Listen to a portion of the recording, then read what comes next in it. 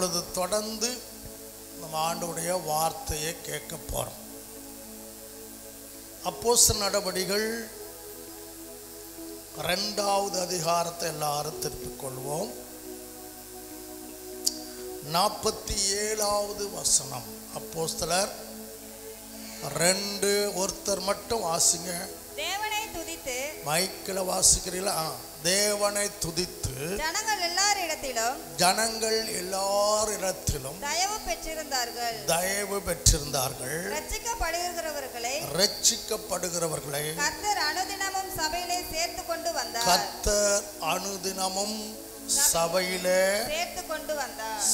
கொண்டு வந்தார். நம்ம கடந்த ஒரு சில வாரங்களாக 1ஆம் நூற்றாண்டுடைய விசுவாசிகளுடைய ஆவிக்குரிய தரம், ஒரு தரமான கிறிஸ்தவர்களை 1ஆம் நூற்றாண்டுல பார்க்க முடிந்தது. இந்த 21வது நூற்றாண்டிலும் அந்த 1ஆம் நூற்றாண்டு வாழ்ந்த அந்த கிறிஸ்தவர்களைப் போல, அந்த விசுவாசிகளைப் போல நாமும் வாழ்ந்தால் நல்லா இருக்குமே, அந்த தலைப்பில் தான் இந்த செய்தியை தியானித்து வருகிறோம். சபை, இந்த 21ஆம் நூற்றாண்டில் இருக்கிற சபை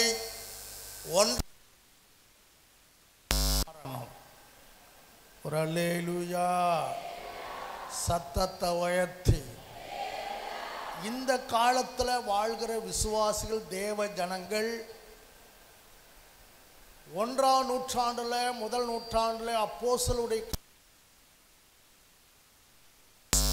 போல மாறணும்.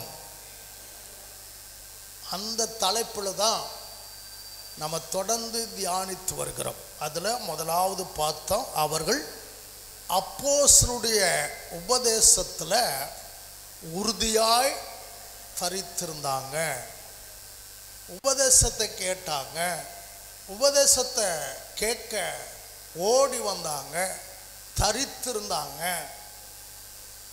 அவங்க கடமைக்காய் வரல, தரித்திருந்தாங்க அப்படின்னு பார்த்தோம். 2வது நம்ம பார்த்தோம், 2வது அவங்க நல்ல ஐக்கியமாக இருந்தாங்க. எப்படி இருந்தாங்க?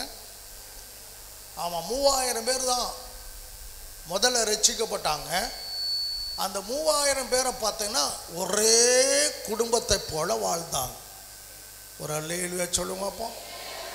அவங்களுக்குள்ள எந்த விதமான ஏற்ற தாழ்வே இல்லை.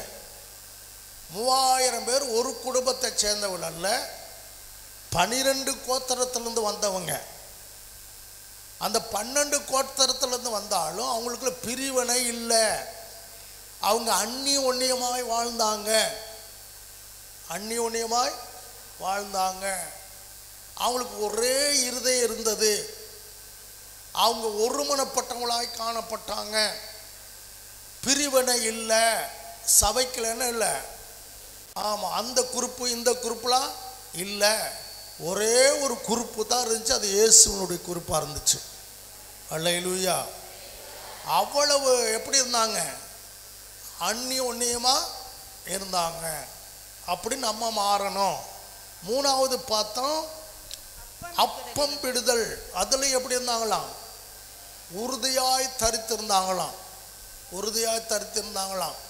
அல்லேலூயா. சத்தமா சொல்லுங்களேன். அப்பம் பிடுதல் எப்படி இருந்தாங்க? உறுதியாய் தரித்திருந்தாங்களாம்.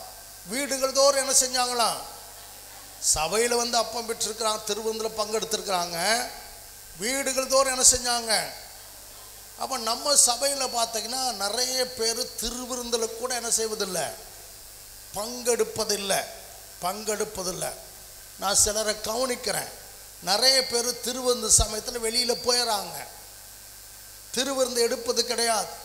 நிறைய பேர் திருவிருந்து ஆராதனைக்கு வருவது கிடையாது. ஏன் தெரியுமா? இங்கே பண்ணுகிற பிரசங்கம் அப்படியாப்பட்ட பிரசங்கம் பைபிளில் இருந்தது செய்கிறோம், சொல்கிறோம். தகுதி இல்லாமல் எடுத்துட்டா வியாதி வந்துடும், விளைகின வந்துடும், நித்திரை அடைஞ்சிருவாங்க. அப்படி கொரிந்தியரில் பவுல் சொல்கிறதுனால அதை பற்றி பேசுனால நிறைய பேர் என்ன செய்கிறாங்க, பயந்துக்கிட்டு அவங்க ஏன்னா சொல்கிறாங்க, நாங்கள் தகுதியாக இல்லை, பகையாக இருக்கிறோம், கசப்பாக இருக்கிறோம், பேசாத காரியத்தை பேசிட்டோம், அதனால் நாங்கள் என்ன செய்யலை, திருவிருந்து எடுக்கலை. ஆனால் அன்றைக்கு 1ஆம் நூற்றாண்டுடைய விசுவாசிகள் அந்த அப்பம் பிக்குதலில் எப்படி இருந்தாங்களாம், உறுதியாய் தரித்திருந்தாங்களாம். என்னோட கூட நம்ம சபைகளில் சில பிராஞ்சி சர்ச்சில் ஆர்டினேஷன் எடுக்காமல் இருக்காங்க பார்த்தீங்களா, அங்கே திருவந்து கொடுக்க போனால் என்னோடு வாரவங்க எல்லோரும் திருவிருந்து இருப்பாங்க. ஒருத்தர் மட்டும் 2 முறை பார்த்துருக்கேன், திருவிருந்து எடுக்கலை. அரே என்னோடு வாரவில் என்ன செய்யலை, திருவிருந்து எடுக்கலை. அப்போ சரக்கு ஏதோ இருக்கு. சிலராக சந்தோஷம், இங்கேயும் எடுக்கிறோம் அங்கேயும் எடுக்கிறோம், எப்படி இருக்கிறாங்க, வீடுகள் தோறும் அப்பம் விட்ட மாதிரி திருவந்து எடுப்ப சந்தோஷமா. சிலர் என்ன செய்யலை, சரி ஒரு மாதம்தான் எடுக்கலை, ஆள் சரியில்லை அப்படின்னு பார்த்தா இன்னொரு மாதமும் என்ன செய்யலை, எடுக்கலை, அடுத்த மாதம் எடுக்கிறாருன்னு பார்ப்போம். என்ன செய்யலை திருவிருந்தில். அப்போ ஏதோ உள்ள அதை சரியாக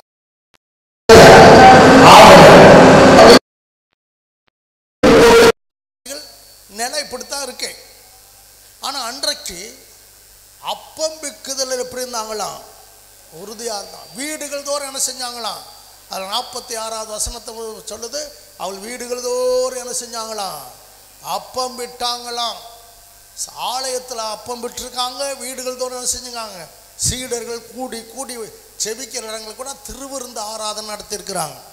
ஒரு அல்லேலூயா இருக்கிறீங்களா, மேலே உள்ளவெல்லாம் கவனிக்கிறீங்களா? ஆமாம். அடுத்து நம்ம என்ன பார்த்தோம், என்னது, ஜெபம் பண்ணுவதில் அவங்க எப்படி இருந்தாங்களாம். ஆமாம், ஜெபம் பண்ணா அப்படி ஓடி வருவாங்க. ஜெபம் பண்ணா அவங்களுக்கு தேனை போல இன்னைக்கு யாருக்கு, அல்லேலூயா சத்தமாக சொல்லுங்களேன். ஜெபம் அவங்களை எப்படி என்ன செய்யும், இன்னைக்கு ஜெபம் அப்படின்னு சொன்னாவே வெளியில் போயிடுவாங்க. ஜெபம் அப்படின்னு சொன்னால் உள்ளே இருக்க மாட்டாங்க. ஜெப கூட்டத்துக்கு என்ன செய்ய மாட்டாங்க, வரமாட்டாங்க. வெள்ளிக்கிழமை இரவு ஜெபம் நடந்துச்சு, வெள்ளிக்கிழமை இரவு ஜெபம் நடந்துச்சு. நான் போன வாரத்துக்கு கொஞ்சம் வாரம் திட்டுறதுனால கொஞ்சம் பேர் கூடி வந்தாங்க. ஆமாம், ஒரு பார்த்தா ஒரு 100-150 பேர் வந்திருப்பாங்கன்னு நினைக்கிறேன். ஏன் நீங்கள் வரல, பக்கத்தில் பார்த்துக்கிறேன், ஏன் நீங்கள் வரல, எங்கே வேணையா?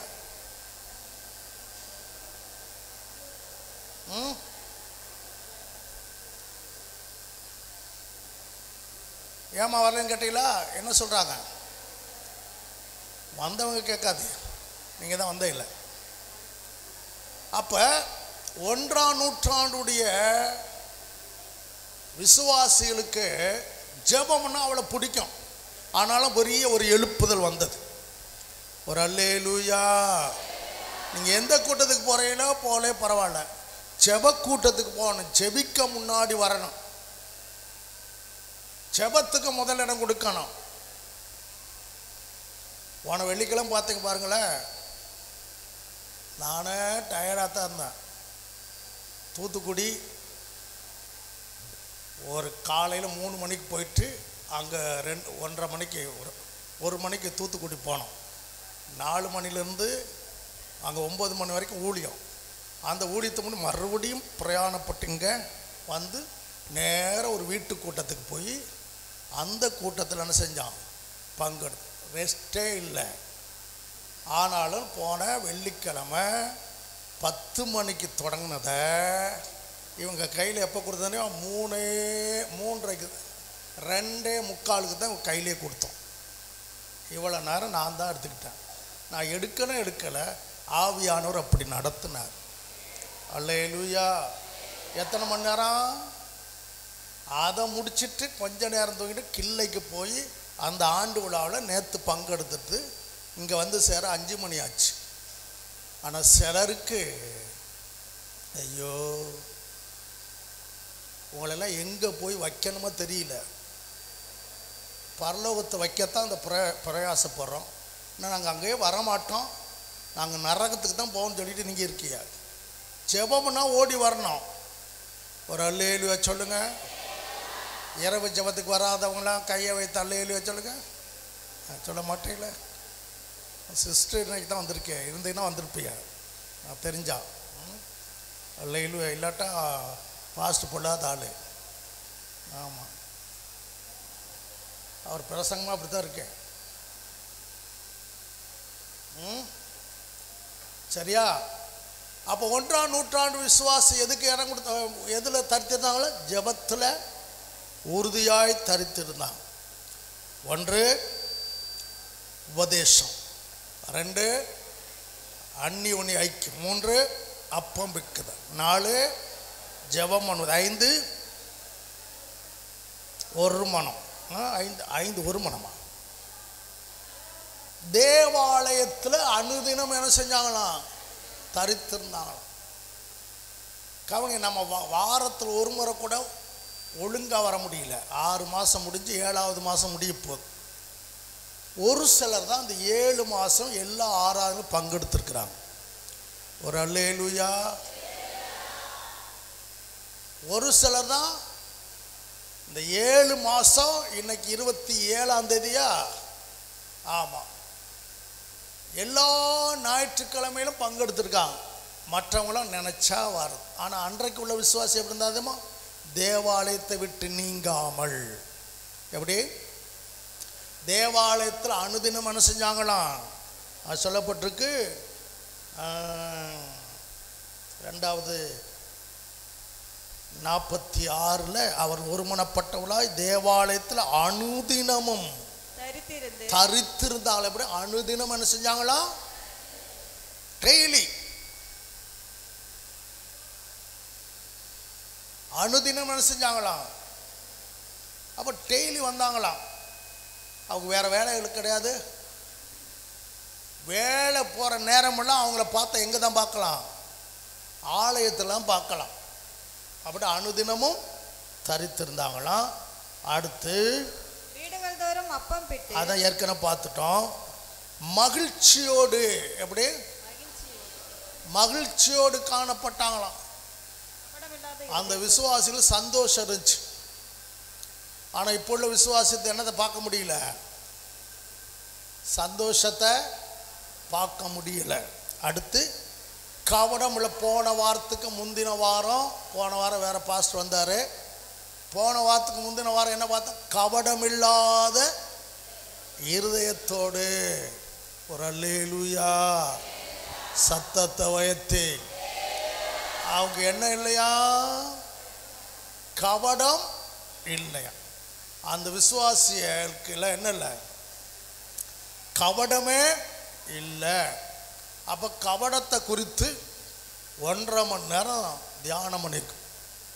அதில் கவடம் என்கிற தலைப்பில் புறாவை எடுத்துக்கிட்டோம். புறாவை போல,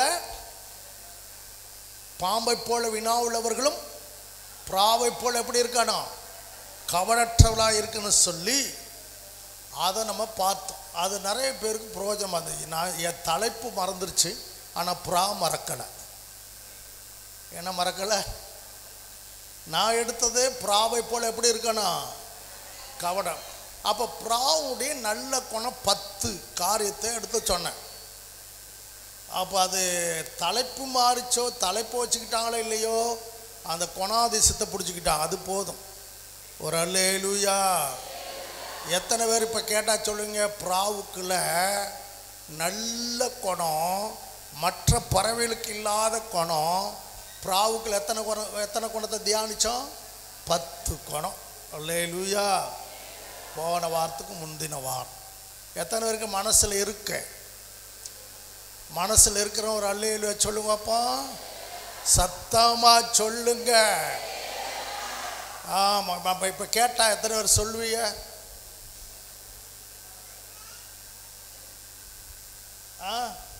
இப்போ பாலாச்சிட்டு கேட்குறேன், புறாவுக்குள்ள இருக்கிற ஒரு நல்ல குணம் 10ல் 1 சொல்லு. என்னத? புறா, அதை மட்டும் புரிஞ்சு வச்சுக்கிட்டாது. புறா கண்டதையும் சாப்பிட தானிய வகையத்தான் என்ன செய்யும்? தானிய வகையத்தான் என்ன செய்யும்? சாப்பிடும். கண்டதையும் காக்கா மாதிரி கண்டதை என்ன செய்யாது, சாப்பிடாது. பயிர் வகை தான் என்ன செய்யும். இன்னைக்கு கண்டதையும் சாப்பிட்றாங்க. விசுவாசம் என்ன செய்யுத, அப்பப்போ தெரியாமல் போய் கோட்டை அடிச்சுட்டு வந்துடுது. அப்பப்போ கப்பு கப்புன்னு என்ன செய்யுது, பீடி அடிக்குது. வெத்தலை வாக்கு போகுது, தெரு பல்ல செங்காமட்டையை போட்டு கராங்காரம் தேய்ச்சிட்டு வருது. அது நாக்கை தேய்க்க மறந்துடுது. காட்டு உள்ள என்ன இருக்கான், வெத்தலை போட்டது இருக்கும். ஆமாம். ஆனால் புறா கண்டதை என்ன செய்யாது, சாப்பிடாது. இன்னும் ஒரு குறிப்பு யாரை சொல்ல போகிறோம், என்ன சொல்ல போகிறீங்க? புறா சைனி சொல்லு. அந்த புறாவுக்குள்ள அந்த பிச்சு இருக்காது. என்ன இருக்காது, கசப்பு. இந்த கோழிக்குள்ள இருக்க பற்றில ஒரு திரவம், அதை அப்படியே விட்டால் அது கசந்த அந்த கறியான செஞ்சிடும், கசப்பாயிடும். ஆனால் புறாவுக்குள்ள இங்கே தான் எத்தனை கசப்பு, ஏகப்பட்ட கசப்பு. புறாவுக்குள்ள அது இல்லை. மூணாவது என்னது, ஆமாம், செய்தி அனுப்புனா அங்கே போய் சேர்த்துரும். ராஜாக்களுடைய காலத்தில் காலில் என்ன செய்வாங்க, ஆமாம், ஒரு லெட்ரு எழுதி கட்டி விட்ருவாங்க, போய் கொடுத்துட்டு திரும்ப அங்கே உள்ள செய்தி இங்கே ஒன்று என்ன செஞ்சிடும், கொண்டு வந்தது செய்தி கொண்டு வரும். நோவாவுடைய காலத்தில் கூட தண்ணி வடிஞ்சிருச்சான இதைத்தான் காகத்தை விட்டால் காகம் போக்கிட்டு வந்துக்கிட்டே இருந்துச்சு. இதுதான் போய் செய்தியை கொண்டு வந்துச்சு. ஒரு அல்லேலூயா. அப்புறம் புறா கூட்டமாக வாழும், தனித்து வாழாது. புறா எப்படி வாழும், கூட்டமாக. நீங்கள் நான் யாரோடையும் பேச மாட்டேன், யாரோடையும் பழக மாட்டேன், யாருக்கும் கை கொடுக்க மாட்டேன், நான் தனித்து வாசம் பண்ணுகிறான். ஜாதிகளோட பைபிளில் சொல்லப்பட்டு நான் தனித்து வாசம், ஜாதிகளோடு தான் என்ன செய்யக்கூடாதான், கலவக்கூடாதுன்னு சொல்லியிருக்கேன். எல்லாரோடும் தெரியணும். சிலருக்கு இங்கே சபையில் உள்ள 10 பேரை உங்களால் சொல்ல முடியுமா, சொல்ல முடியுமா? பக்கத்தில் உள்ளவங்க சொல்லுவீங்க. இந்த பின்னாடி உட்கார்ந்துருக்குறாங்களே, நல்ல ஐக்கியமாக இருந்தால் சபையில் உள்ள எல்லாருடைய பேரும் விசுவாசிகள் தெரிந்திருக்கணும். அதுதான் நீங்கள் கூடி வருவது. சிலர் பார்த்தீங்கன்னா வருவாங்க, அப்படி உட்காருவாங்க, என் ஆத்மாவும் சொன்னு ஓடிடுவாங்க.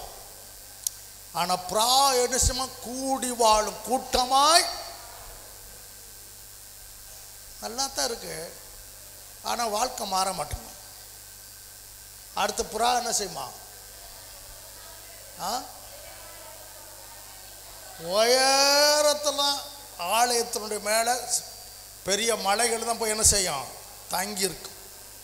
அது உயர்ந்த நிலையை தேடும், உயர்ந்த நிலையை தேடும். சும்மா அந்த மண்ணையே கொட்டிக்கிட்டு இருக்காது. அடி காக்கான்னு கோழி மாதிரி அது குப்பையே கிளறாது. அது யார், நீ நிறைய பேர் கோழி மாதிரி குப்பையை கிளற ஆளுக்கு தான் இருக்காங்க. அது அங்கே தான் இருக்கு, எங்கே, மேலே தான். அடுத்து எவ்வளவு தூரம் இருந்தாலும் 1000 மைல் தூரம் அது பறக்கக்கூடியது, இருக்கக்கூடியது. அங்கே இருந்தாலும் கூட்ட தேடி என்ன செஞ்சிடும், வந்துடும். எல்லாம் எழுதித்தான் வச்சிருக்கீங்க. அடுத்து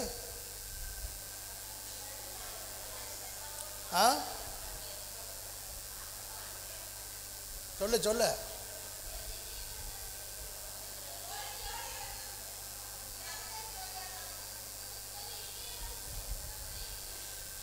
கரெக்ட். அதாவது அது ஒரு இணை ஜோடி தான். அதுக்கு வேற ஆளோடலாம் இனப்பெருக்கம் செய்யாது. கூடி வாழ்ந்தா கூட அதுக்குன்னு தனி என்னது இருக்க, ஜோடி இருக்கு. அதோடு சேர்ந்தா இனப்பெருக்கம் உண்டாகும். கண்ட மாதிரி நாய் மாதிரி வாழாது. ஒரு நாயை சுற்றிட்டு எத்தனை நாய் இருக்க, சில நாய்கள் இருக்கு சபைகளையும். அப்படியே நாய், ஒரு நாய் அப்படியே சுற்றிக்கிட்டே தெரியும். ப்ராப்ளம் கிடையாது. ஒருத்தனுக்கு ஒருத்தி தான், ஒருத்திக்கு ஒருத்தன் தான். அடுத்து அவ்வளோதானே. சமாதானத்துக்காக எதை பயன்படுத்துவாங்க? சமாதானத்துக்கு காரணமாய் பறக்க விடுவது என்ன? புறா. அப்புறம் ஆபத்து வருவதை முன்கூட்டியே புயல், எரிமலை வெடிக்கப் போவது, ஆமாம், இதையெல்லாம் முன்கூட்டியே என்ன செய்யும்? அறிந்து கொள்ளும். ஒரு அல்லேலூயா. அதனால தான் எத்தனை வந்திருக்க? 10 வந்துருச்சா? 10 எழுதிட்டா. 9 இன்னும் நன்றி தொட்டியா?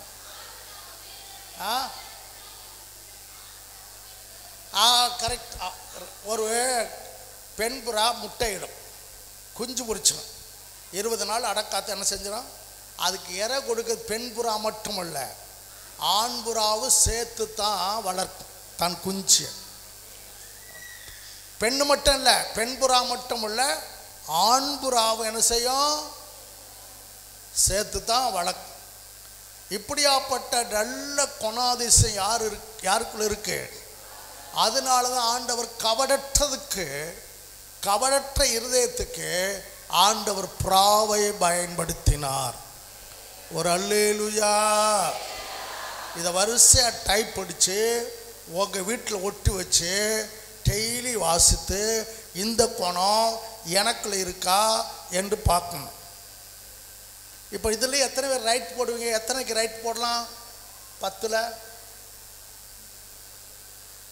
10க்கு ரைட்டு போட முடியுமா? 10 குணாதிசயன்படி, அது பிராவுடைய குணத்தின்படி நான் வாழ்கிறேன் அப்படி சொல்ல முடியுமா? சொல்லாட்ட மனம் திரும்பணும். ஒரு அல்லேலூயா. மேலே உள்ளவங்க அப்படிங்க, மனம் திரும்பணும். கபடற்றவங்களா இருக்கணும். எப்படி இருக்கணும்? திறந்த மனசோடு இருக்கணும். ஒளிவு மறைவில்லாமல் இருக்கணும். ஆமாம், நல்ல குணம் இருக்கணும். திருக்குள்ள இருதயம் இருக்கக்கூடாது. அந்த 1ஆம் நூற்றாண்டோட விசுவாசிகள் கபடற்றவர்களாக இருந்தாங்களாம். அப்பாட இப்போ 1/2 மணி நேரம் போச்சு.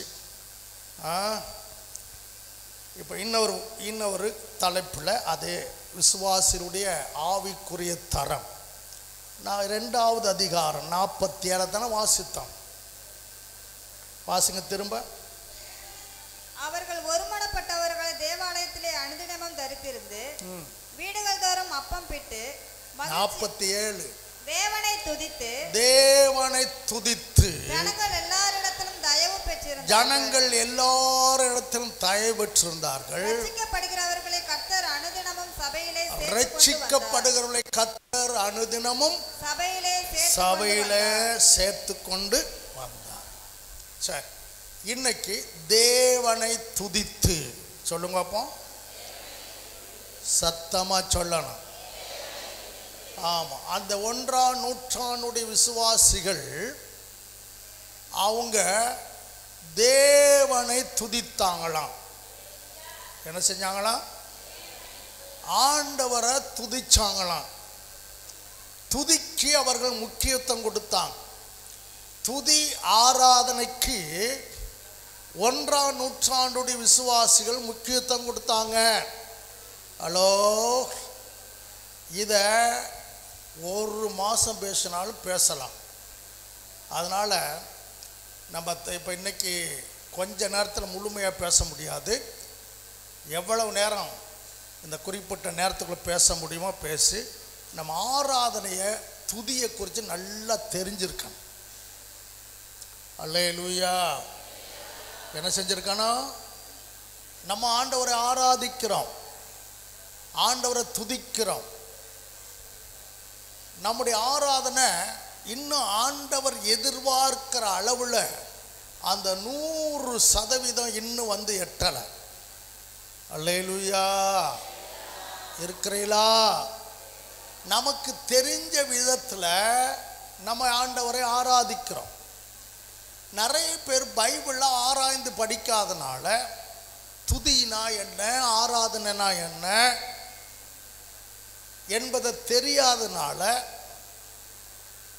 எங்கேயோ யாரோ ஒருத்தர் செய்கிறத அதையே பின்பற்றுவதனால ஒரே மெத்தேடில் ஆராதனை செஞ்சுக்கிட்டு இருக்கேன் போயிட்டுருக்கு.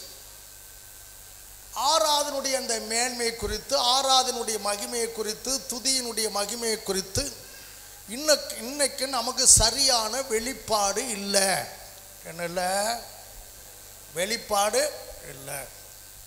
நம்ம நினச்சிக்கிட்டோம் நம்ம சூப்பராக ஆண்டவர் ஆராதிக்கிறோம், சூப்பராக ஆண்டவர் ஆராதிக்கிறோம் அப்படின்னு நினச்சிக்கிட்டு இருக்கிறோம். ஆனால் நான் பைபிளில் ஆராய்ந்து பார்த்தீங்கன்னா நம்ம ஆண்டவரை ஆராதிக்கிறதிலும்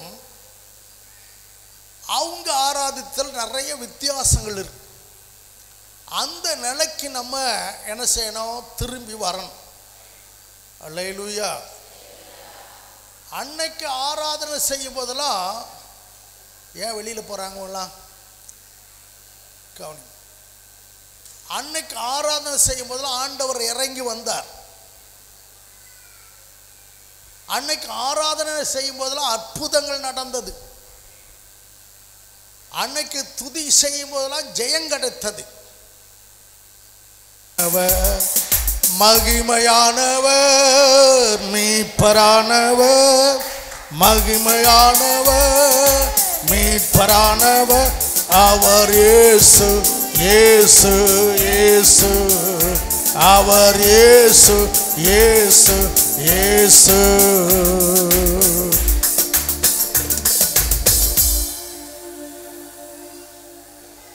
குரங்கு கூட அவர் பாட்டை கேட்க வந்திருக்கு. ஒரு அல்லேலூயா. சொத்து கவனிங்க, கவனிங்க, கவனிங்க, கவனி, கவனி, கவனி, கவனி, கவனி, கவனிங்க, கவனிங்களா. இங்க பாருங்க, இயேசுவின் நாமத்தில். அதாவது தேவ பிரசனத்தை கொண்டு வருவது, கொண்டு வராது இருப்பது நம்ம பண்ற ஆராதனையில் தான் இருக்கு. ஆண்டவரை உள்ள கொண்டு வருவதற்கும் ஆண்டவரை வெளியே கொண்டு போவதற்கும் நம்ம ஆராதிக்கிற விதங்கள் தான். இங்க பாருங்கம்மா, குரங்க பார்க்காத மாதிரியே இருக்கு. அது யாராவது ஒருத்தர் விரட்டி விடுங்களா, விரட்டி விடுங்களா மேலே உள்ளவங்க ஆம்பளைங்களா.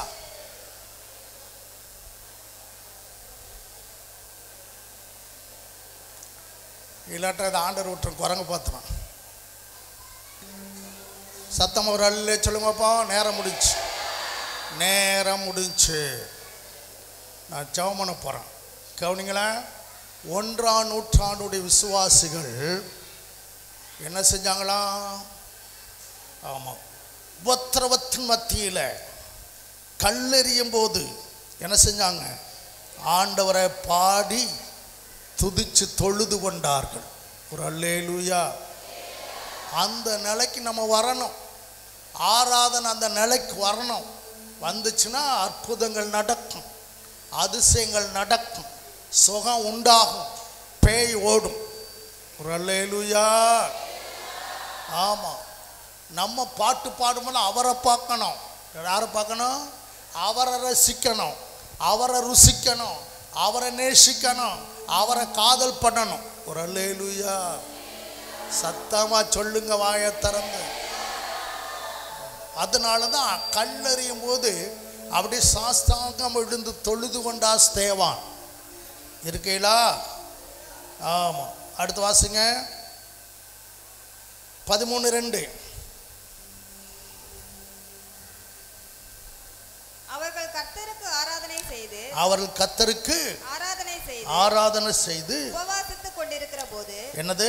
உபவாசித்துக் கொண்டிருக்கும் போது பர்னபாவையும் பவுலையும் நான் அழைத்த ஊழியத்துக்காக அவர்களை பிரித்து விடுங்கள் என்று பரிசுத்த ஆவியானவர் திருவுளம் பற்றினார். இப்ப அந்தியோக்கிய சபையை பார்த்தீங்கன்னா ஆராதனைக்காகவே ஒரு கூட்டத்தை ஒழுங்குபடுத்தியிருக்கிறாங்க. எதுக்கு? ஆராதனைக்காக உபவாசம் போட்டிருக்கிறாங்க. எதுக்கு? கவனிங்களேன். அவர்கள் கர்த்தருக்கு ஆராதனை செய்து கொண்டிருக்கும் போது, அப்படித்தானே எழுதியிருக்கு 2வது வசனம். அவர்கள் அவர்கள் கர்த்தருக்கு ஆராதனை செய்து உபவாசித்துக் கொண்டிருக்கும் போதுதான் ஆவியானவர் திருவலம் பெற்றான். நான் அழைத்த ஊழியத்துக்காய் பர்னபாவையும் பவுலையும் பிரித்து விடுங்கள். அப்ப புறஜாதியிலே உண்டாக்கப்பட்ட சபை தான் இந்த அந்தியோக்கிய சபை. இவங்க அந்த சபையில ஆண்டவரை ஆராதிப்பதற்காகவே சமயங்களை ஏற்படுத்தி ஜனங்களை கூப்பிட்டு கர்த்தரை ஆராதித்து கொண்டு வந்திருக்கிறாங்க. அந்த ஆராதனை தான், அந்த ஆராதனை கூட்டத்தில் தான் மிஷினேரி ஊழியமே பிறந்தது. ஒரு அல்லேலூயா சத்தத்தை உயர்த்தி ஆமென். அடுத்து 16:25 வாசி. சில வசனத்தை வாசித்துப்போம். நடுராத்திரியில உங்களுக்கு நடுராத்திரியில் என்ன வரும்? கொரட்டை தான் வரும். நடுராத்திரியில இப்ப சட்டையெல்லாம் கிழிச்சிருக்காங்க, அடிச்சிருக்காங்க, காயம். நடுராத்திரி சிறைச்சாலையில் கை காலில் தொழுமரத்தினால காலில் விலங்கு போட்டு பூட்டி இருக்கிறாங்க தொழுமரத்தில். இப்போ நடுராத்திரி வந்த உடனே பவுலும் சீலாவும் ஜெபம் மட்டும் பண்ணல, ஜெபம் பண்ணி தேவனை துதித்து பாடினாங்க. ஒரு அல்லேலூயா. எங்க நீங்க வேதாகம விசுவாசியில் எடுத்து பாருங்க, முதல் நூற்றாண்டு விசுவாசியில் எடுத்து பாருங்க, எதிர்மறையான காரியங்கள் அவருடைய வாழ்க்கையில நடக்கும் போதுதான் தேவனை துதிச்சிருக்கிறாங்க. ஒரு அல்லேலூயா. தேவனை என்ன செஞ்சாங்களா? துதிச்சாங்களாம் சிறைச்சால. நான் அதுக்கு பின்னாடி அதுக்கு நிறைய விளக்கம் சொல்ல வேண்டியது இருக்கு, வாசிப்போம். அவங்க ஆராதனைக்கு முக்கியத்துவம் கொடுத்த மட்டும் வாசிப்போம். அப்போஸ்தலர் 27:35. அப்போஸ்தலர் 27:35. இப்படி சொல்லி அப்பத்தை எடுத்து எல்லாருக்கும் முன்பாகவும் தேவனை ஸ்தோத்தரித்து, எல்லாருக்கும் முன்பாக தேவனை ஸ்தோத்தரித்து அதை பிட்டு புசிக்க தொடங்கினார்கள். இப்படி அழகான ஒரு கட்டடத்துல நடக்குது. ஆமாவா, அழகான கட்டடத்துல அப்பத்தை எடுத்து ஸ்தோத்திரம் பண்ணி அதை பிட்டு புசித்தார். எங்க? கப்பல் சேதத்தில். எங்க? நடுக்கடல்ல கப்பல்லாம் அடிபட்டு அலைபட்டு கரையில் போய் மோதி ஒட்டஞ்சிருச்சு. அந்த 14 நாள் ஆச்சு சாப்பிட்டேன். எத்தனை நாள் ஆச்சு? ஆமாம், மழையும் காற்றும் புயலும் அடிச்சு அதில் 250 பேருக்கு மேலே இருக்கிறாங்க. இவங்களாம் படாத பாடுபடுறாங்க. அதில் பவுல் கைதியாக போகிறார் ரோபாபுரிக்கு. இப்போ கரையில் போய் ஒட்டஞ்சு நிற்கும்போது அப்பத்தை எடுத்து என்ன செஞ்சார் தெரியுமா? ஸ்தோத்திரம் பண்ணார். என்ன பண்ணாரு? நீங்கள் 14 நாள் இன்னைக்கு சாப்பிடல, உங்கள் கையில் சாப்பாடு கிடைச்சா என்ன செய்வீங்க? சோத்திரமாக வரும். 14 நாள் சாப்பிடாத ஆட்க, அது பயங்கரமான கடலில் கப்பல் உடைஞ்சு போச்சு, 14 நாள் சாப்பிடல. உங்கள் கையில் இப்போ ஒரு பிரெட்டு துண்டு கிடந்தா என்ன செய்வீங்க? சோத்திரமாக வரும். லவக்கு முழுங்குவிய.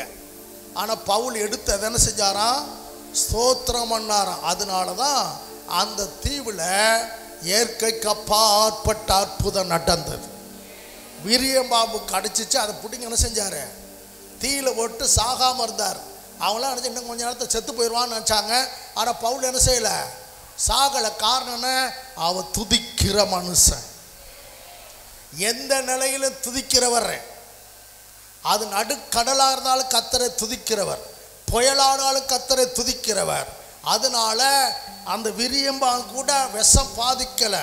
அந்த தீவில் அற்புதமான காரியங்களாக நடந்து அந்த தீவிலேயே ஒரு பெரிய எழுப்புதல் உண்டானது. இழந்ததில் அந்த தீவார திரும்ப கொடுத்தார்கள். துதிக்கிறவங்களுக்கு அப்படித்தான் ஆசீர்வாதம் வரும். அல்லேலூயா. நம்மெல்லாம் ரட்சித்தரும் நோக்கம் தெரியுமா? கவனிங்களேன், வாசிங்க. ஏசாயா 43:21. ஏசாயா 43:21. இந்த ஜனத்தை ஏற்படுத்தினேன். சொல்லுங்க. பார்த்து இந்த ஜனத்தை பக்கத்தில் பார்த்து, இந்த ஜனத்தை எனக்குன்னு ஏற்படுத்தின அவர்கள் என் துதியை சொல்லி வருவார்கள். ஒரு அல்லேலூயா சொல்லுங்க. நம்மளை ஏற்படுத்தினுடைய நோக்கம் என்ன தெரியுமா? நம்மளை ஆண்டவர் ஏற்படுத்த நோக்கம் அவர் துதியை சொல்லணுமா? அல்லேலூயா. அவர் துதியை சொல்லணுமா? அவர் செய்த அதிசயங்களை, அவர் செய்த அற்புதங்களை சொல்லணும் சொல்லணும் சொல்லணும். அதுதான் துதி. அல்லேலூயா. துதினா வெறும் பாட்டு மட்டுமல்ல. துதினா அவர் செய்த அற்புதங்களை அதிசயங்களை சொல்லணும். பக்கத்தில் வச்சு சொல்லுங்க. உங்களுக்கு ஏதாவது அதிசயம் செஞ்சால் அதை சொல்லுங்க. உங்களுக்கு செஞ்சா என்ன செஞ்சாரு தெளிவாக சொல்லுங்க பாப்பா. உங்களுக்கு ஏதாவது அதிசயம் செஞ்சாரா? அவர் செய்த அதிசயங்களை சொல்லி அவர் செய்த எப்படி எழுதிருக்கு? இவர்கள் என் துதியை சொல்லி வருவார்கள். இவர்கள் என் துதியை சொல்லி வருவார்கள். அப்படின்னா அர்த்தம் அவர் செய்த மகிமையான காரியத்தை, மேன்மையான காரியத்தை, அற்புதமான காரியத்தை அவங்க என்ன செய்வாங்களாம்? சொல்லி வருவாங்களாம். உங்களுக்கு செய்ததை சொல்லணும். அது ஒரு துதி. வெறும் பாட்டு மட்டும் பாடிக்கிட்டு பாடுறது துதி அல்ல. அவர் செய்த காரியங்களை சொல்வதா அதற்காகத்தான் ஆண்டவர் நம்மளை என்ன செஞ்சிருக்கிறாரு? ஏற்படுத்தி இருக்கிறார். ஒரு அல்லேலூயா சத்தமா சொல்லுங்களேன். அப்ப இந்த வசனங்கள் எல்லாம் பார்த்தீங்கன்னா 1ஆம் நூற்றாண்டுடைய விசுவாசிகள் துதிக்கு முக்கியத்துவம் கொடுத்துருக்குறாங்க, ஆராதனைக்கு முக்கியத்துவம் கொடுத்துருக்குறாங்க. எதிர்மறையான சூழ்நிலை இருந்தாலும் ஆண்டவரை துதிச்சிருக்கிறாங்க, பாடி இருக்கிறாங்க, தொழுது கொண்டு இருக்கிறாங்க, புகழ்ந்து இருக்கிறாங்க. அப்போ நாம் அப்படி மாறணுமா இல்லையா? கவனம். இதை மட்டும் அந்த குறிப்பை மட்டும் சொல்லிவிட்டு நம்ம ஜெபம் பண்ண போகிறோம். அடுத்த வாரம் தொடர்ந்து இன்னும் கொஞ்சம் ஆழமாய் கடந்து போகலாம். அல்லேலூயா. நம்முடைய தமிழ் பைபிளில் துதி அப்படின்னா வருது. என்ன வருது? துதி. எல்லா இடத்துல என்ன வரும்? துதிச்சார்கள், துதித்தார்கள், துதித்தார்கள் வரும். ஆனால் அந்த துதி என்கிற வார்த்தைக்கு எவரைய சொல் ஹலல். என்னது? ஹலல். சொல்லுங்கப்பா. வடமொழி ஹா ஹலல். ஒன்று சரியா? ரெண்டாவது டெகிலா. சொல்லுங்க. எவரை வார்த்தை என்னது? டெகிலா. மூணாவது ஹிலுவி ஹி லுவி. மூன்றாவது. நாலாவது சாபா. சொல்லுங்க. நாலாவது சாபா. அஞ்சாவது சாமர். வடமொழி சா. எல்லாத்துலேயுமே இந்த வடமொழி தான் வரும். சா என்ன எழுதுன்னு? சாமர். சரி. அடுத்து யாதா. அடுத்து ஏழாவது டவுதா. டவுதா என்னது? ஏழாவது என்ன? அங்கே என்ன பேசுறியா? நீங்கள் பேசுகிற மற்றவர்களுக்கு டிஸ்டர்பாக இருக்கு. நான் நினைக்கிறேன் இங்கே எழுதலான்னு பார்த்தா எழுதலுங்க தடை சரியா? இயேசுவின் நாமத்தில். என்ன எங்கன்னு சொன்ன? டவுதா. ஒன்பதாவது எட்டாவது பாராக். பாராக்.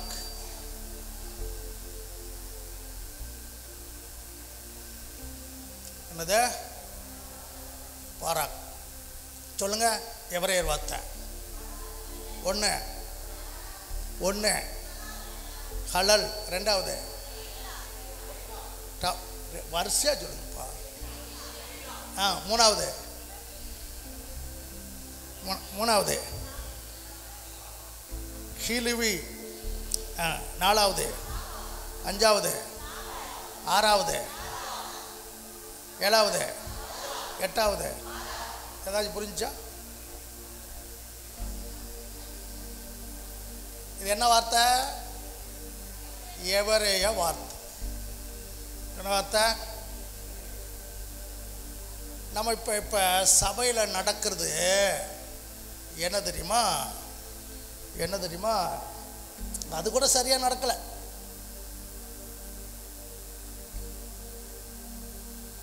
டெகிலா தான் நடக்குது. என்னது டெகிலா? என்னது?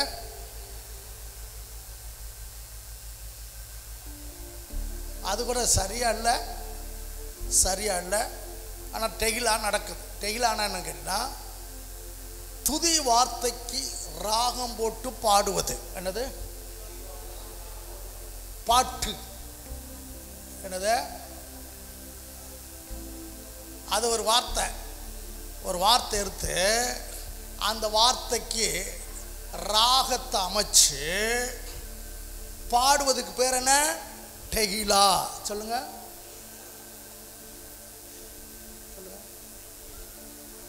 நம்ம யாரோ டெகிலாவை எடுத்து நமக்கு எழுதி கொடுத்து அதை கூட ஃபாதர்லாம் வந்தாருன்னா நம்ம பாட்டை பார்த்தா தலையில் அடிச்சுக்கிடுவார்.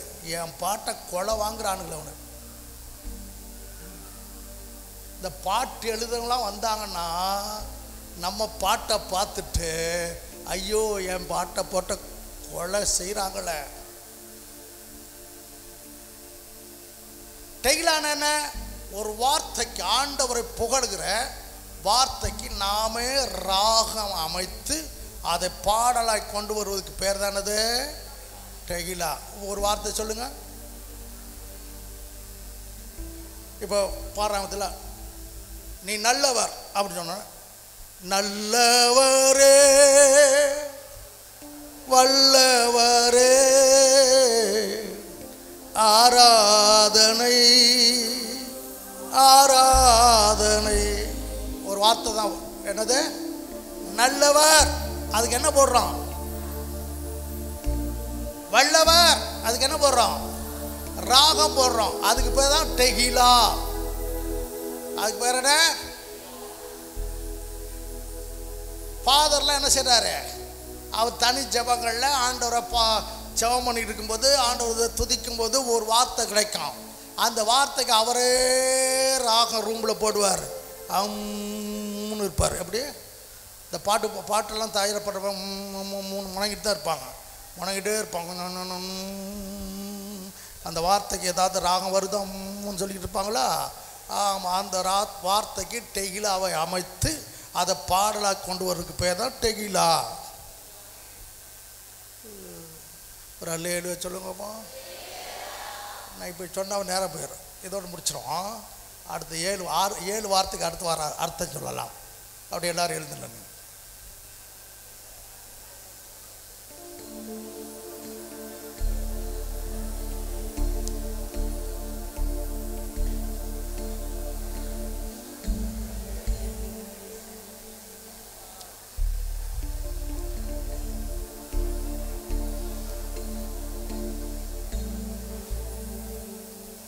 கவனிங்க.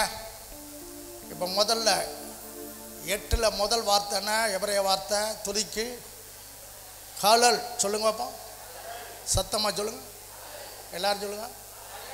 ஹலல் அப்படின்னா அதான் தெளிவான சத்தத்தை உண்டாக்குதல்.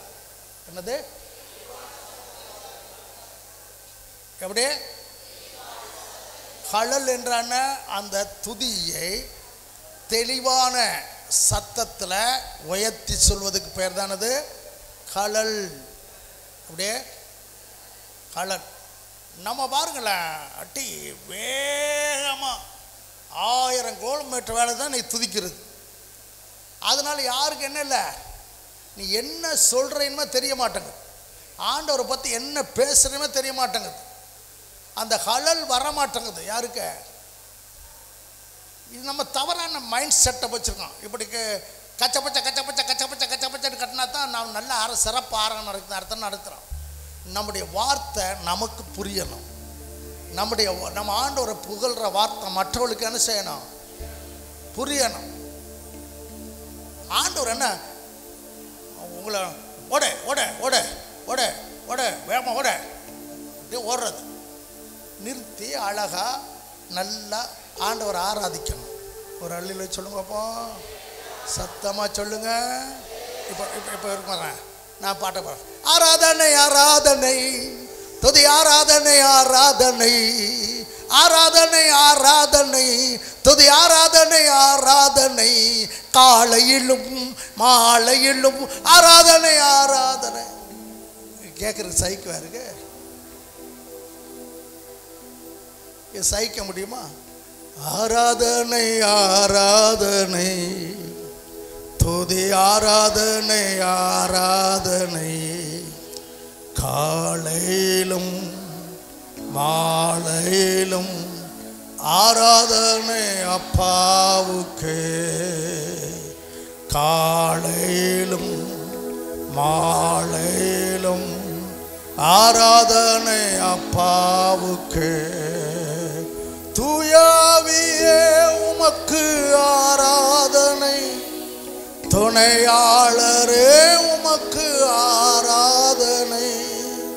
தூயாவியே உமக்கு ஆராதனை, துணையாளரே உமக்கு ஆராதனை.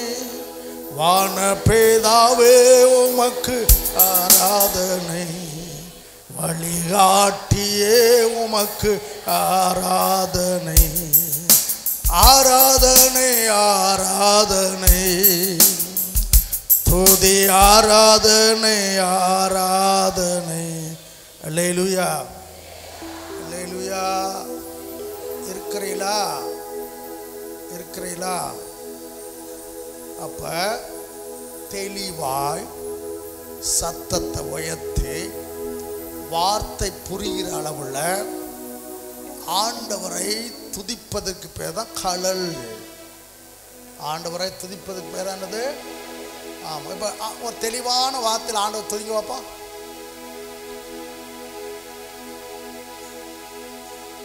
ஒரு வார்த்தையுமே கிடைக்கலையா? தெளிவா தெளிவா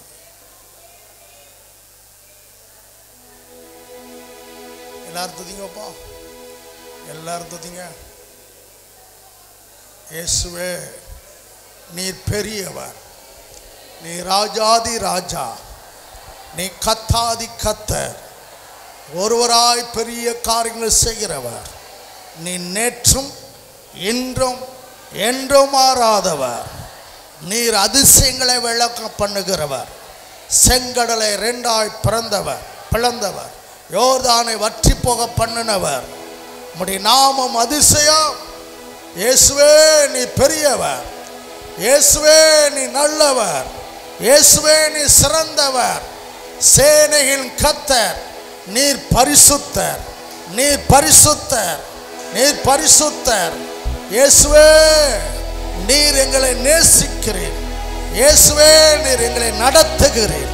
இயேசுவே நீர் எங்களை ஆசீர்வதிக்கிறீர். இயேசுவே எங்களை பாதுகாக்கிறீர். இயேசுவே நாங்கள் உம்மை துதிக்கிறோம். ஹல்லேலூயா ஹல்லேலூயா. நல்லவரே வல்லவரே ஆராதனை ஆராதனை. வல்லவரே நல்லவரே ஆராதனை ஆராதனை. நல்ல ஆண்டவரே, இன்னும் எங்களுக்கு உம்மை துதிக்க கற்றுத்தார். நீ விரும்புகிற விதத்தில் நான் உம்மை ஆராதிக்கட்டும்.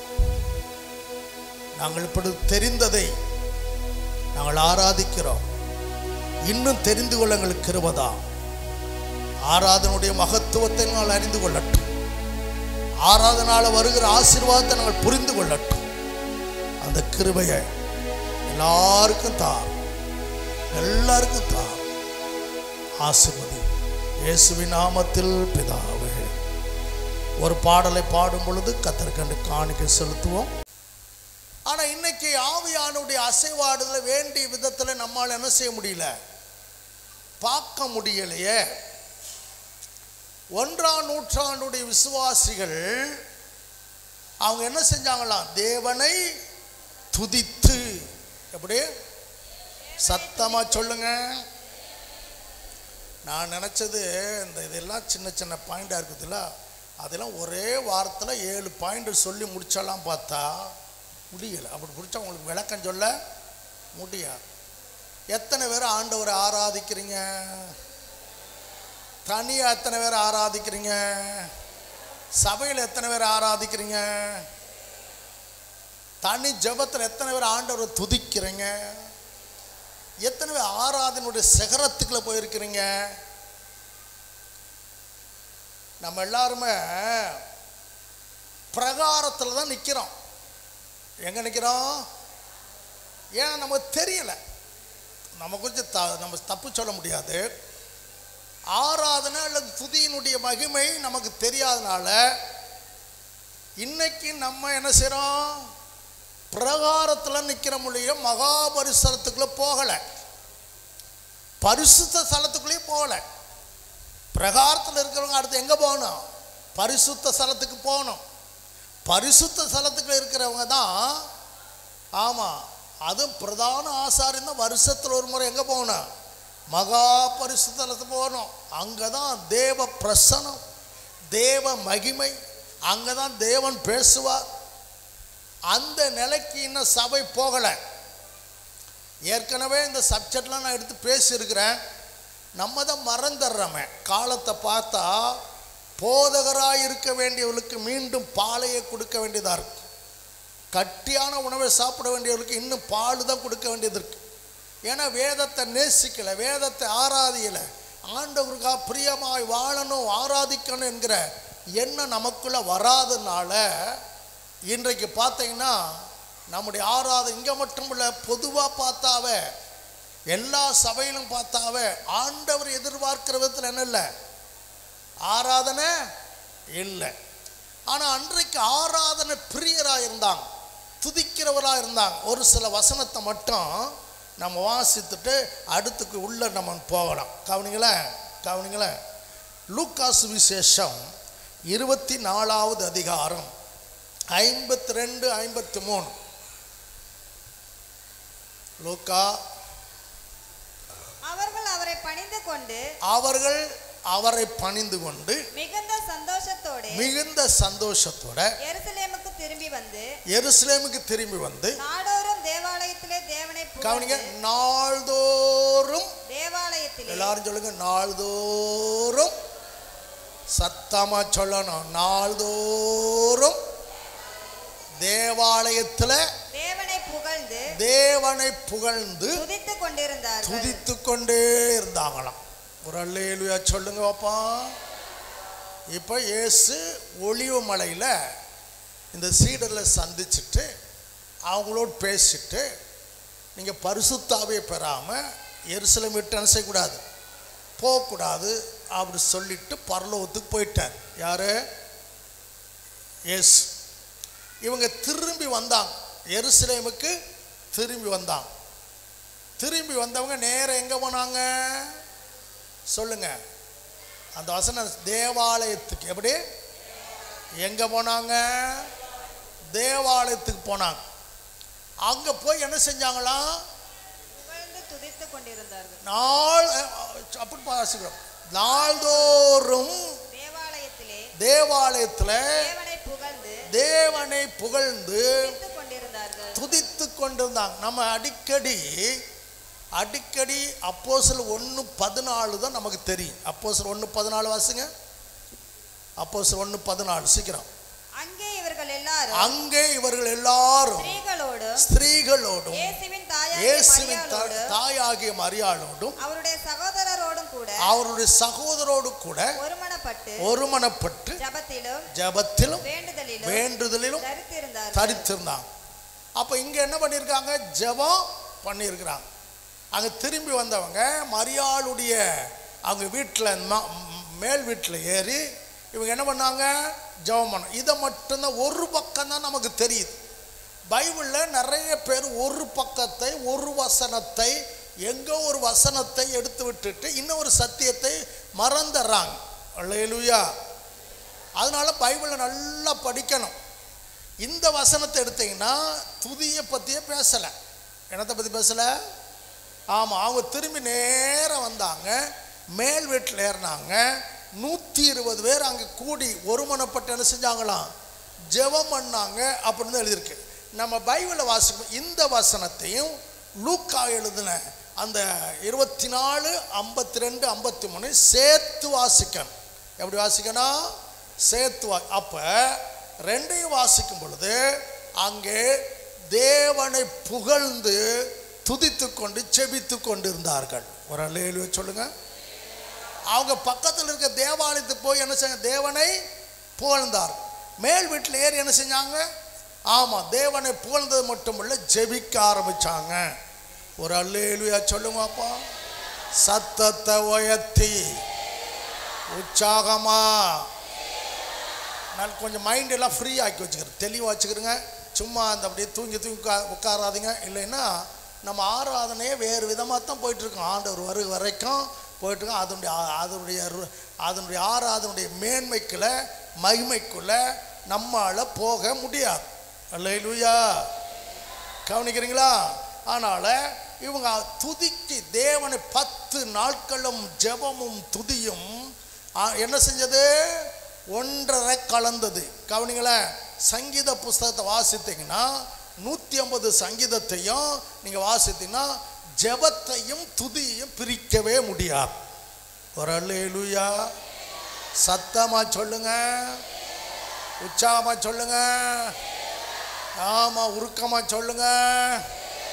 அல்லேலூயா, அல்லேலூயா. நம்ம ஜெபத்தையும் ஆண்டவரை துதிக்கிற துதியும் பிரிக்கவே கூடாது. அல்லேலூயா. எவ்வளவு ஜெபிக்கிறோமோ அவ்வளவு துதிக்கணும், எவ்வளவு துதிக்கிறோமோ அவ்வளவு ஜெபிக்கணும். ஆமாம், இவங்க தேவனை நாள்தோறும் தேவாலயத்தில் வந்து தேவனை புகழ்ந்து துதித்து கொண்டு இருந்தார்களாம் டெய்லி. அதே வேளையில் மரியாள் வீட்டுக்கு போய் மேல் வீட்டில் ஏறி அவங்க என்ன செஞ்சாங்களாம்? ஜெபித்து கொண்டு இருந்தாங்களாம். அல்லேலூயா. சரி, அப்போ துதிக்கு 1ஆம் நூற்றாண்டுடைய விசுவாசம் என்ன செஞ்சாங்க? முக்கியத்துவம் கொடுத்தா. 2:11 வாசி. அப்போஸ்தலர் 2:11 சீக்கிரம். கிரேத்தரும் அரபியரும் ஆகிய நாம் நம்முடைய பாஷைகளிலே இவர்கள் தேவனுடைய மகத்துவங்களை இப்ப பரிசுத்த ஆவியானவர் வந்து இறங்கிட்டார். இறங்கின உடனே அவங்க தேவனுடைய மகத்துவத்தை பேசினார்களாம். என்னது? சத்தமா சொல்லுங்க. மகத்துவம். நம்முடைய ஆராதனையில் என்ன தேவனுடைய மகத்துவத்தை எங்க பேசுறோம்? ஹலோ, எல்லாரும் கவனிங்க, எல்லாரும் கவனிங்க. தனி ஜெபமானா இருந்தாலும் சரி, கூடி ஜெபிக்கிறதா இருந்தாலும் சரி, இங்க வந்து ஆராதனை செய்யறதா இருந்தாலும் சரி, நம்முடைய நோக்கான தேவனுடைய மகத்துவத்தை பேசணும். அல்லேலூயா. சத்தமா சொல்லுங்க வாயத்தம். அவங்க அபிஷேகம் பெற்ற பின்பு அந்நிய பாஷையில, ஆமா அவர்களுக்கே தெரியாத அந்நிய பாஷையில பேசுறது, ஆனா வந்திருக்க மற்ற எல்லாருக்கும் தெரியும். அவருடைய ஜென்ம பாஷையில இவங்க பேசுறாங்க. என்னத்தை பேசுனாங்க? தேவனுடைய மகத்துவத்தை பேச கேட்கிறோமே.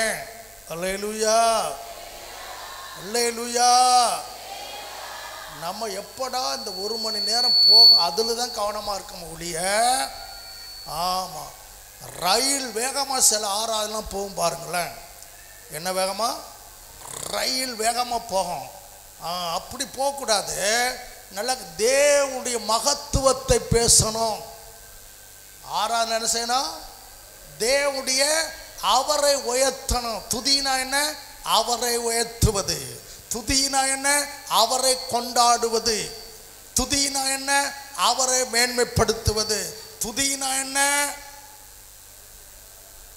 வெறும் பாடல் மட்டும் அல்ல. நான் பின்னாடி சொல்றேன். அல்லேலூயா. ஏன்னா நம்ம தமிழ் பைபிளில் இங்கிலீஷ்லையும் துதினா ஒரே அர்த்தத்தில் ஒரே துதின்னு தான் என்ன செய்யுது வருது. ஆனால் எபிரேயத்தில் அந்த துதிக்கு 8 அர்த்தங்கள் இருக்கு. என்ன இருக்கு? 8 வார்த்தைகள் என்ன செய்யப்பட்டிருக்கு? பயன்படுத்தப்பட்டிருக்கு. சரி, அதை நான் பின்னாடி உங்களுக்கு சொல்றேன். ஒரு அல்லேலூயா சொல்லுங்கப்பா, சத்தமா சொல்லுங்க. ஆமா, நம்ம ஆராதிக்கும் பொழுது ஆலயம் தேவ மகிமையினால் நிரம்பணும். சத்தமா சொல்லுங்க. அவர்கள் ஆராதித்த போது பரிசுத்த ஆவியானது வீடு முழுவதும் இறங்கி வந்தார். அப்படித்தானே? நாள்தோறும் தேவாலயத்தில் தேவனை புகழ்ந்து என்ன செஞ்சாங்களாம்? துதித்து கொண்டிருந்தாங்களாம். அந்த சமயத்தில் 10வது நாள் பெந்தைக்கோஸ் நாள் வந்தபோது அவங்க மறுபடியும் மேல் வீட்டுக்கு வராங்க. யார் வீட்டுக்கு? ஆமாம், மரியாளுடைய வீட்டுக்கு வராங்க. ஆவியானவர் துதியை கேட்டு ஜபத்தை கேட்டு வந்து இறங்கிட்டார். அந்த வீடு முழுவதும் என்ன செஞ்சு? அப்போ நம்ம தனி ஆராய்ச்சான்னு கூட, நான் என் ரூமில் இருந்து நான் தனியாக ஆராதிச்சேன்னா, தனியாக துதிச்சேன்னா, என் வீடு முழுவதும் தேவ மகிமை இறங்கணும். தேவ தூதர்களை வீட்டுக்குள்ளே வரணும். நம்ம கூடி செபிக்கும் பொழுது அந்த கூடி செபிக்கிற இடத்துல தேவ மகிமை வெளிப்படணும். நம்ம இங்கே ஆராதிக்கும் பொழுது, சபையில் ஆராதிக்கும் பொழுது சபை முழுவதும் தேவ மகிமை இறங்கணும். அப்படியாப்பட்ட ஒரு சிறந்த ஆராதனை நம்ம ஆண்டவர் செய்யணும். இவங்க ஆராதித்த போது தேவ மகிமை வந்து என்ன செஞ்சு? பரிசுத்த ஆவியானவர் வந்து இறங்கிட்டார். மீண்டும் ஆவியினால் நிரப்பப்பட்ட அந்நிய பாஷையில் பேசும்பொழுது அவங்க ஏதோ ஜெபம் பண்ணலை, அவங்க தேவனுடைய மகத்துவத்தை பேசினாங்க. சத்தமாக சொல்லுங்க. தேவனுடைய மகத்துவம்னா என்ன? தேவனுடைய மகத்துவத்தை பேசணும்னா, ஆண்டவரே வானத்தை எப்படி நீங்கள் படைச்சிருக்கீங்க, இந்த கிரகங்கள்லாம் அந்தரங்கத்தில் தொங்கப்படுத எப்படி படைச்சிருங்க, ஆகாய விரிவை பார்த்து அவரை துதிங்கன்னு எழுதியிருக்கா இல்லையா? அப்போ தேவனுடைய சிருஷ்டிப்பை பார்த்து, தேவன் உண்டாக்கின எல்லாவற்றையும் பார்த்து அதை புகழ்ந்தார்களாம். தேவன் என்னெல்லாம் மகிமையா செய்தாரோ அதையெல்லாம் புகழ்ந்திருக்கிறாங்க. நம்ம எங்க புகழ்றோம்? ஒரு அல்லேலூயா. சரி, என்ன சார், இன்னைக்கு முகவரையோட முடிச்சிருவான். சரி, 3வது அதிகாரம் 8வது வசனம். அப்போஸ்தலர். அவன் குதித்தெழுந்து. என்னது? அவன் குதித்து எழுந்து நின்று நடந்தான். நடந்து துதித்து தேவனை துதித்துக் கொண்டு அவர்களோடு கூட எங்க போனானா? அதை திரும்ப வாசிங்க. அவன் குதித்தெழுந்து, அவன் சுகமானவுடன் தேவாலயத்தில் அலங்கார வாசல் அண்டையில் கிடந்தானே. 40 வருஷமாய் நடக்க முடியாம ஒரு மருத்துவம் கிடந்தானே. அவனை பேதுரு யோவானு சுகமாக்கிட்டான். வெள்ளியும் பொண்ணு எங்க இடத்துல இல்லை, இயேசுவின் நாமத்தில் எழுந்து நடைன்னு சொல்லி கையை பிடிச்சி என்ன செஞ்சாங்க? தூக்கி விட்ட உடனே அவன் குதித்து எழுந்து என்னத நின்று நடந்து அப்புறம் என்ன செஞ்சானா? நடந்து குதித்து. இப்பத்தான் அவன் புதுசா ஆண்டவருடைய தொடுதலை அனுபவிச்சிருக்கான். யாரு? இப்பத்தான் ஆண்டவருடைய குணமாக்குதலை அனுபவிச்சிருக்கிறான். இப்பதான் ஆண்டவர் அவனை தொற்றிருக்கிறார். தொட்ட மாத்திரத்தில் அவன் வாயிலிருந்து வந்தது என்ன? துதி. உங்களை எத்தனை நேரம் உழுக்கினாலும், எத்தனை நேரம் தொட்டாலும், இன்னும் இன்னும் இன்னும் உடைகிறேன், நான் இன்னும் உடைகிறேன். இதைத்தான் சொல்லியிருக்கேன் கடைசி வரைக்கும். அப்ப எத்தனை முறை தான் உடையிறது? அப்ப இன்னும் உடையல. ஐயா பார்க்குறாரு, ஒன்றும் புரியல என்ன செய்ய. அல்லேலூயா. அவன் இப்பத்தான் தொடுதல பெற்றான். யாரு? 40 வருஷம் நடக்க முடியாத சப்பான். அவன் இப்போ சுகமான உடனே எழுந்து நடந்து துதித்து கொண்டே எங்க போனானா? அல்லேலூயா. சத்தமா சொல்லுங்களேன். சிலருக்கு வாயவே திறக்க முடியல. இந்த ஆராதனை வேலையில பார்த்தா கோபம் வரும் பாருங்க. ஆண்டவர் மட்டும் அனுமதி கொடுத்து இந்த மைக்கினால் ஒரே குத்து பல்ல உடச்சு விட்டலாமோ தோணும். அப்போ நிற்கும்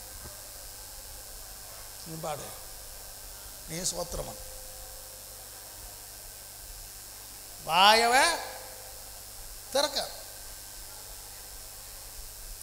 ஆனா இவன் இப்பத்தான் சுகம் பெற்றான். அவன் எழுந்து நடந்து என்ன செஞ்சானா?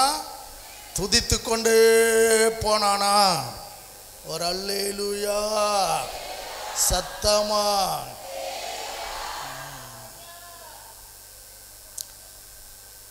அப்போ 7வது அதிகாரம் 57 59 வரைக்கும் வாசிங்க. அப்பொழுது அவர்கள் உரத்த சத்தமாய் கூக்குரலிட்டு தங்கள் காதுகளை அடைத்துக் கொண்டு ஒருமனப்பட்டு அவன் மேல் பாய்ந்து அவனை நகரத்துக்கு புறம்பே தள்ளி அவனை கல்லெறிந்தார்கள். சரி, உடனே ஒப்பார வச்சுக்கிட்டு, ஆண்டவரே உமக்கா நான் பிரசங்கம் பண்ணேன், உமக்கா ஊழியம் செஞ்சேன், எல்லாரும் கல்லறைகிறாங்க, அவன் புலம்புனானா? வாசிங்க அடுத்த வசனத்தை. சாட்சிக்காரர் தங்கள் வஸ்திரங்களை கழற்றி சவுல் எண்ணப்பட்ட ஒரு வாலிபனுடைய பாதத்தின் அருகே வைத்தார்கள். சரி, அப்பொழுது கர்த்தராகிய இயேசுவே என் ஆவியை ஏற்றுக்கொள்ளும். ஸ்தேவான் கல்லெறியும் பொழுது என்ன செஞ்சானா? கர்த்தராகிய இயேசுவே என் ஆவியை ஏற்றுக்கொள்ளும், என் ஆவியை ஏற்றுக்கொள்ளும் என்று ஸ்தேவான் தொழுது கொள்ளுகையில் அவனை கல்லெறிந்தார்கள். தொழுகைக்குள்ள துதி ஆராதனை எல்லா ஆண்டவரை மகிமைப்படுத்த காரியம் எல்லாம் அடங்கிருச்சு. அவனை இப்ப எல்லாரும் என்ன செய்றாங்களாம்? கல்லெறிகிறாங்களாம். இன்னும் கொஞ்ச நேரத்தில் ஸ்தேவான் சாக போறார், இரத்த சாட்சியா மறிக்க போறார். சாகிறதுக்கு முன்னாடி தொழுது கொண்டே மரித்தார். யாரு?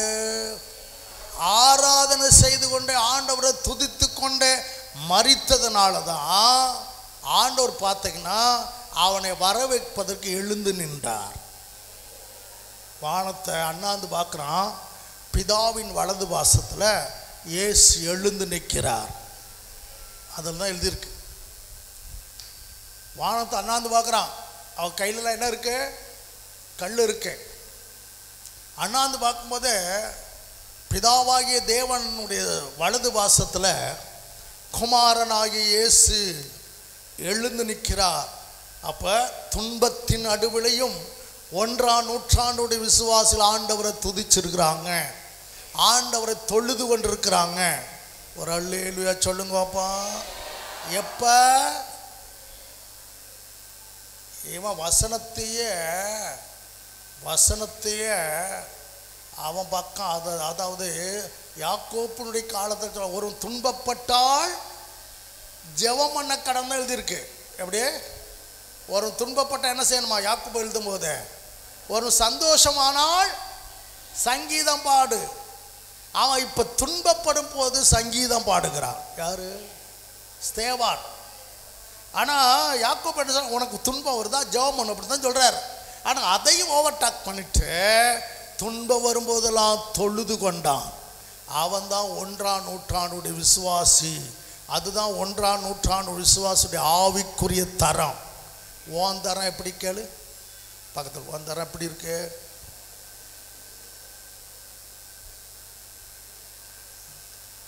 எப்படி பாட்டு வரும்? எப்படி பாட்டு வரும்? எப்படி ஆராதனை வரும்? எப்படி ப்ளோ கிடைக்கும்? நம்ம தான் யாராவது இடிச்சிட்டா போதுமே, அன்னைக்கு பாட்டே போச்சேன். யாராவது குத்திட்டா போச்சேன், அப்புறம் ஏதாவது பிரச்சனை வந்துட்டா போச்சேன், யாராவது முறைச்சிட்டா போச்சேன், ஆராதனையே போச்சேன்.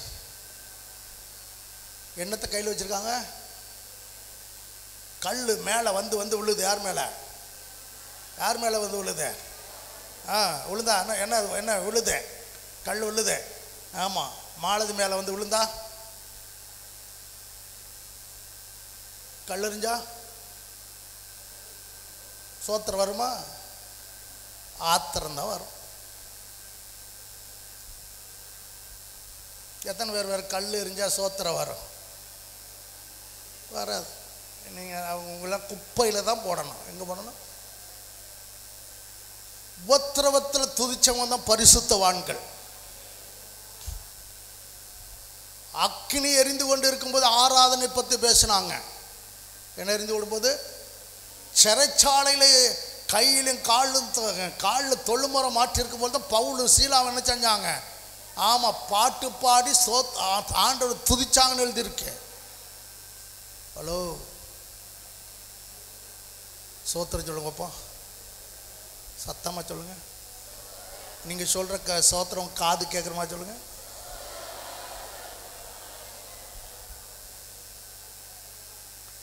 கல்லெரிகையில் ஸ்தேவான் என்ன செஞ்சாரா? தேவனை தொழுது கொண்ட. 10:45 சீக்கிரம் 10:45. அப்போ பல பாஷைகளை பேசுகிறதையும் தேவனை புகழுகிறதையும் கவனிங்களேன். ஆராதனை நிறைய வித்தியாசம் இருக்குது. இதுலேயே நீங்கள் பார்த்தீங்கன்னா பிரித்து எடுக்கலாம். நான் பிரித்து எடுத்து பின்னாடி சொல்கிறேன்.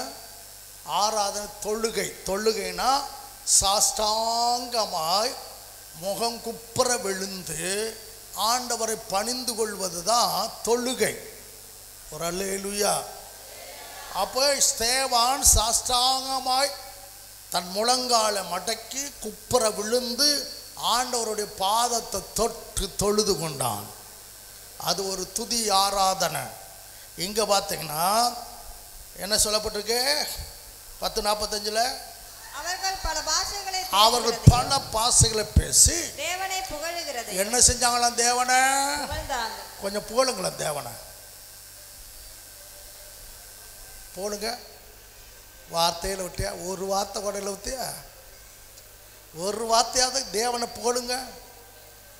கண்ணையெல்லாம் மூட வேணாம். அப்படியே ரொம்ப பரிசுத்தான ஆகாதியா? ஐயோ, அப்படியே கண்ணை மூடிடுறேன். ஜபம்னா கண்ணை முடியுது, ஜபம் துதினா கண்ணை முடியுது. பைபிள் இல்லாதனா இது கடைப்பிடிக்கும். புகழுங்க, கண்ணை திறந்துட்டு புகழுங்க. கண்ணை திறந்தாத்தான் புகழுங்க வரும். அவரை புகழுக்கு நிறைய காரியம் இருக்கா இல்லையா? சரி, இந்த பக்கத்தில் உள்ள ஆளையாச்சும் புகழுங்களேன். ஏதாச்சும் சொல்லு, நீ அழகா இருக்க, சும்மா என்ன பார்த்து அழகா இருக்கன்னு சொல்ற.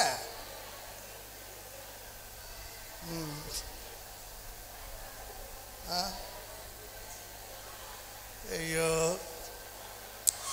பாட்டு அழகானவர், அருமையானவர், இனிமையானவர் இயேசு. அழகானவர், அருமையான, இனிமையானவர், மகிமையானவர், மீட்பரானவர், மகிமையானவர், மீட்பரானவர் அவர் இயேசு, இயேசு, இயேசு, இயேசு, இயேசு, இயேசு. இப்போ என்ன எனக்கு தெரியுமா? பாட்டு பாடும்போது அவர் அழகான முகம் தெரியணும். என்னச்சேன்னா அழகானவர் சொன்னால் அவர் முகத்தை பார்த்து பாடணும். நம்ம வாய் தான் பாடு. அழகானவர், அருமையானவர், இனிமையானவர், அழகானவர், அருமையானவர், இந்த முகரையெல்லாம் பார்த்தா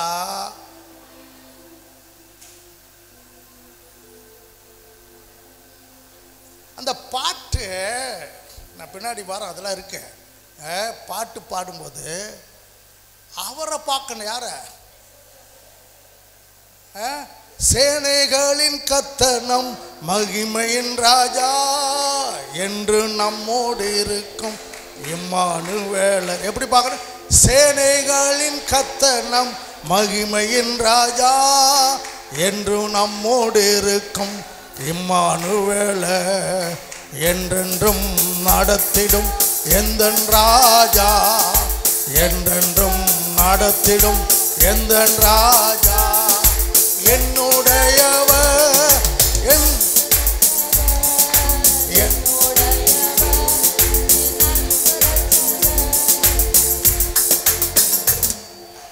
நான் என்ன வேகத்தில் பாடணும் அதே வேகத்தை பாடணும். இங்கே மியூசிக் போகிறவங்களும் சில வேளை மியூசிக் சத்தம் தான் எங்கே இருக்குது, பாடுறதே கேட்க மாட்டேங்குது. எல்லாம் கரெக்டாக இருக்கானா? இந்த கூட நிற்கிற பற்றில கூட நிற்கிறாங்க. ஐயோ, ஆராதனை பண்ணணும்னா ஆண்டவரை மகிமைப்படுறதா எல்லாரும் ஒத்துழைக்கானா? நான் ஹை பீச்சில் பாடுறேன். அழகானவர், அருமையானவர், இனிமையானவர், அது தனியாக கேட்குது. பாடுறவங்க இவர் எப்படி பாடுறாரு, எந்த நிலை, அவருக்கு எப்படியாப்பட்ட குரல் இருக்குது அதை பார்த்து அதோடு இடையணும். இப்போ எனக்கு தெரிஞ்சிருச்சுயா, நான் பாடிக்கிட்டே போது எங்கேயோ ஒரு சத்தம் ஒரு தனியாக கேட்குது, அவன் தெரிஞ்சிருச்சியா. அப்போ என்னோடு ஒத்து வரல. ஏன் நான் எந்த எந்த என்ன நீங்கள் தான் போடுவீங்களா 1 2ன்னா 2 காட்டு 3 காட்டுவீங்கள, எந்த கட்டையில் பாடுறோம்னு தெரியல. அதனால் இந்த ஆராதனையே தேவ பிரசனை இல்லாமல் போயிடுது. நீங்கள் மைக்கை வைக்கிறது யார் நல்லா பாடுறா, பக்கத்தில் நல்லா பாடுற விட்டால் மைக்கை குறைச்சிருங்க, பாடெல்லாம் கூட்டிடுங்க, காட்டு கற்று பார்த்து கட்டுறோம்.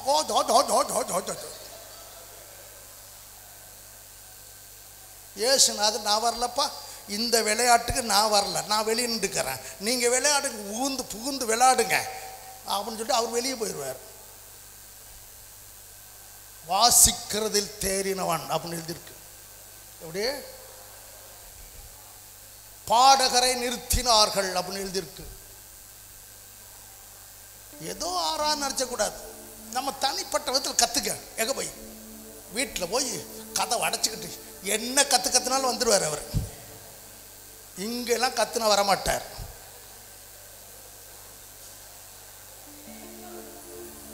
பாடும் பெண்ணோர் சேர்ந்தவர்.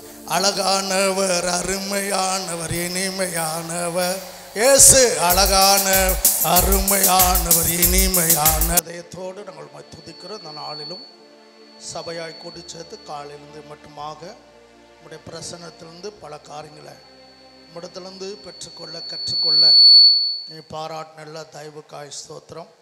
தொடர்ந்து நாங்கள் உம்மை ஆராதிக்கட்டும். உடைய நாமத்தை ஆண்டவர் இன்னும் அதிகமாய் மகிமைப்படுத்த கர்த்தர் கிருபைதான்.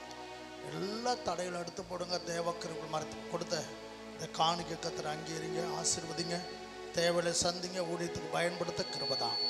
இதுவரைக்கும் நீங்கள் செய்த எல்லா காரியங்களுக்காக ஸ்தோத்திரம். எல்லா துதிக்கான மயமெல்லாம் நீரை எடுத்துக்கொள்ளும். இயேசுவின் நாமத்தில் வேண்டிக் கொள்கிறோம் பிதாவே.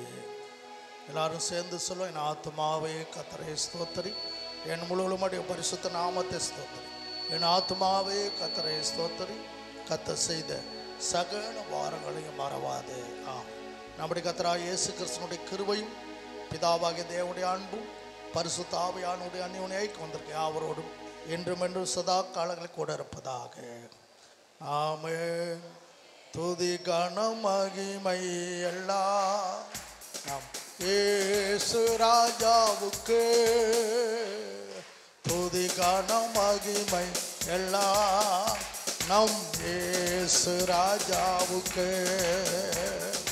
துதி கனம் மகிமை எல்லாம் நம் இயேசு ராஜாவுக்கு.